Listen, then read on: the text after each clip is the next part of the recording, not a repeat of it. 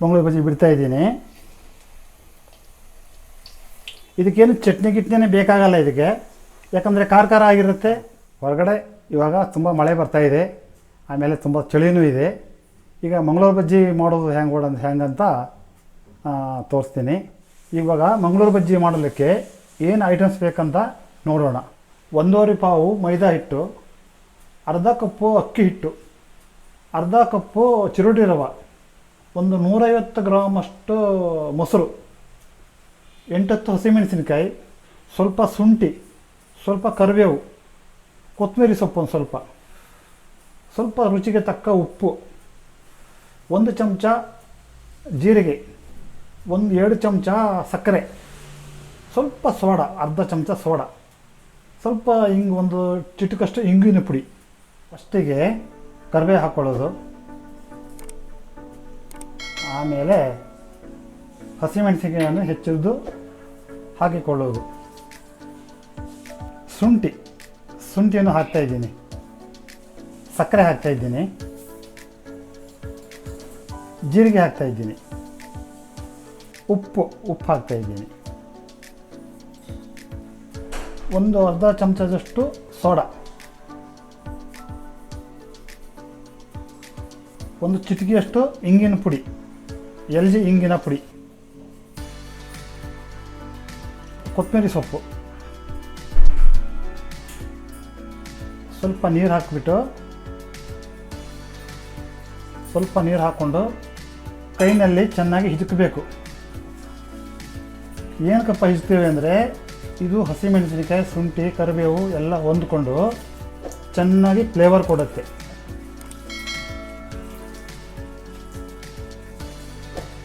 ನೋಡಿ ಈ ಥರ ಹಿಚ್ಕಬೇಕು. ನೋಡಿ ಇವಾಗೆಲ್ಲ ಸ್ಮೆಲ್ ಬರ್ತಾ ಇದೆ. ಇವಾಗ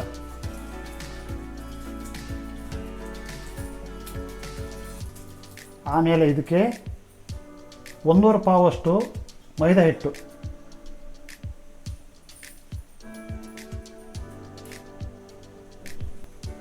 ಅರ್ಧ ಕಪ್ಪು ಅಕ್ಕಿ ಹಿಟ್ಟು, ಅರ್ಧ ಕಪ್ಪು ಚಿರೋಟಿ ರವೆ. ಇದನ್ನು ಚೆನ್ನಾಗಿ ಸ್ವಲ್ಪ ಕೈಯಲ್ಲಿ ಮಿಕ್ಸ್ ಮಾಡಿಕೊಂಡು ಚೆನ್ನಾಗಿ ಮಿಕ್ಸ್ ಆದಮೇಲೆ ಈ ಮೊಸರು, ಗಟ್ಟಿ ಮೊಸರು, 150 ಗ್ರಾಮ್ ಮೊಸರನ್ನು ಹಾಕಬೇಕು.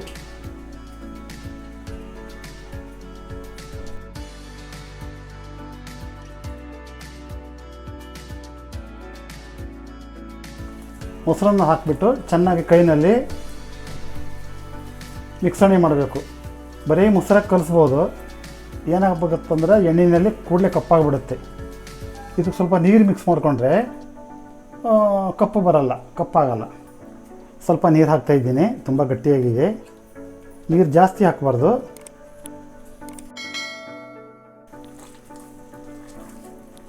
ಚೆನ್ನಾಗಿ ಮಿಕ್ಸ್ ಮಾಡಿದ್ಮೇಲೆ ಒಂದು 10 ನಿಮಿಷ ಹಾಗೆ ಒಂದು ಸ್ವಲ್ಪ ಎಣ್ಣೆ ಸವರ್ಬಿಟ್ಟು ಮುಚ್ಚಿಟ್ಬಿಡ್ಬೇಕು.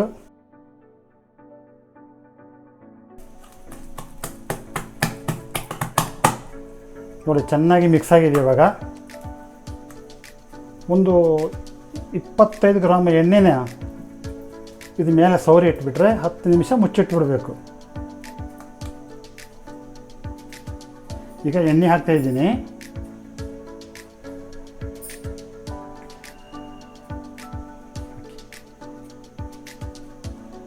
ಎಣ್ಣೆ ಸವರ್ಬಿಟ್ಟು ನೋಡಿ ಎಲ್ಲ ಕಡೆ ಎಣ್ಣೆ ಸ್ವಲ್ಪ ಸವರ್ಬಿಟ್ರೆ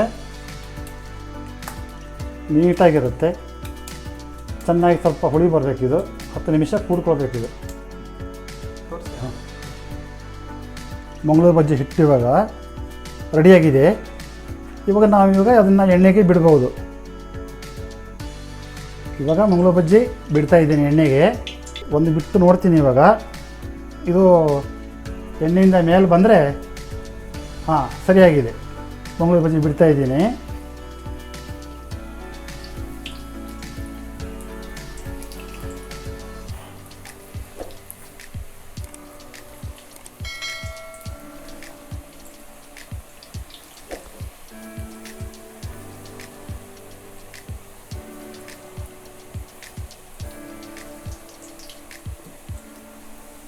ಇವಾಗ ಮಂಗಳೂರು ಬಜ್ಜಿ ಬಿಟ್ಟಿದ್ದೀನಿ.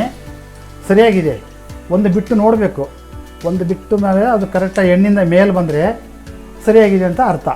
ಇನ್ನೆಲ್ಲಾದರೂ ಎಣ್ಣೆಕ್ಕಿಂತ ಕೆಳಗಡೆ ಏನಿದ್ರೆ ಸ್ವಲ್ಪ ಸೋಡಾ ಹಾಕಿಬಿಟ್ಟು ಮಿಕ್ಸ್ ಮಾಡ್ಕೊಳ್ಬೇಕು. ಆವಾಗ ಈ ಥರ ಚೆನ್ನಾಗಿ ಬರುತ್ತೆ. ಇವಾಗ ಉರಿ ಜಾಸ್ತಿ ಇರಬಾರ್ದು, ಕಡಿಮೆ ಉರಿನಲ್ಲಿ ಈ ಥರ ನಿಧಾನಕ್ಕೆ ಕೈ ಆಡಿಸ್ತಾ ಇರಬೇಕು.